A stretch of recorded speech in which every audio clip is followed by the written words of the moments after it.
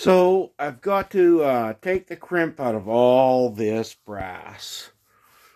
So what I've got is a small pocket reamer here. And I've trimmed off a couple thousandths off the bottom. And I've chucked it in my drill press.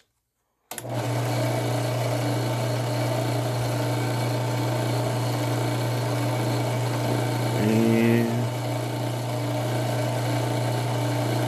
you can see the ring on that the crimp has. So I'm gonna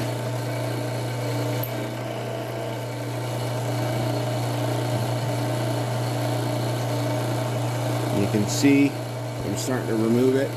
Just,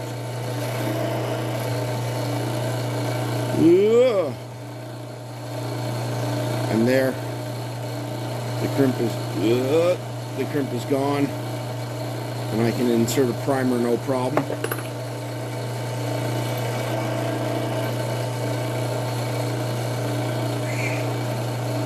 can just see the angle there, chamfer, and that's all it takes. Like I said, I only took a couple thousandths off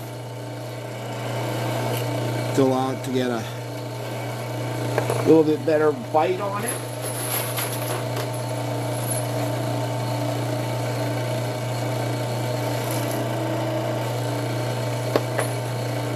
And that's all it's really requiring to get rid of the crimp. So I can run all this through my Dillon or for a gun show sale.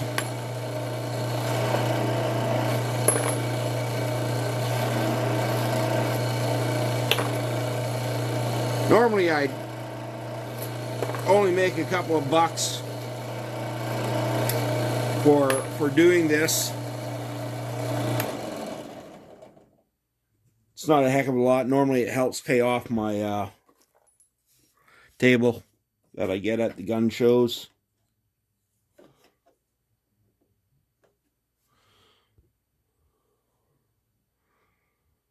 You can see it a little bit clearer there. Yeah, all I did was a couple thousandths off it. Standard small pocket reamer. Took a couple thou off the bottom.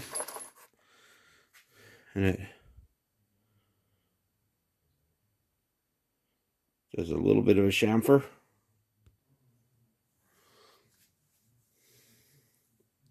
Let's see if I can do this without, well, let me get a couple of cases. Let's see if we can do this without me getting my fat hands in the way. Slipped at some time during this, so I'll reshoot the last little bit.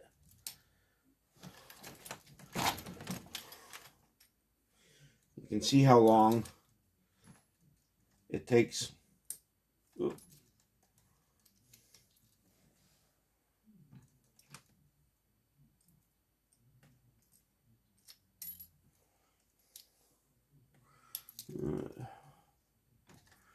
Knew I messed up. I didn't put the primer in.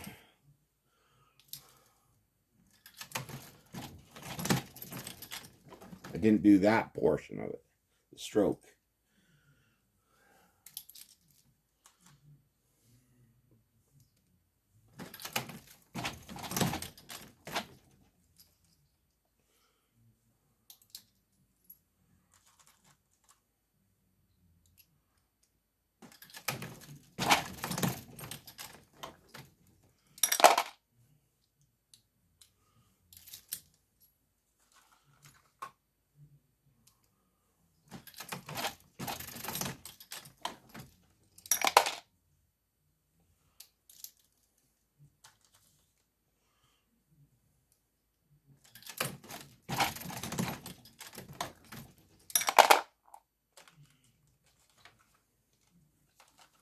So you can see how little time, once the brass has been prepped that it takes to actually load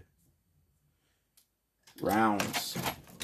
With a higher number Dillon, you get auto feeder, and then with add-ons you get bullet feeders. But I had the 1050 and it was overly complicated for me. I just couldn't do caliber changes as quick and easy as I do here.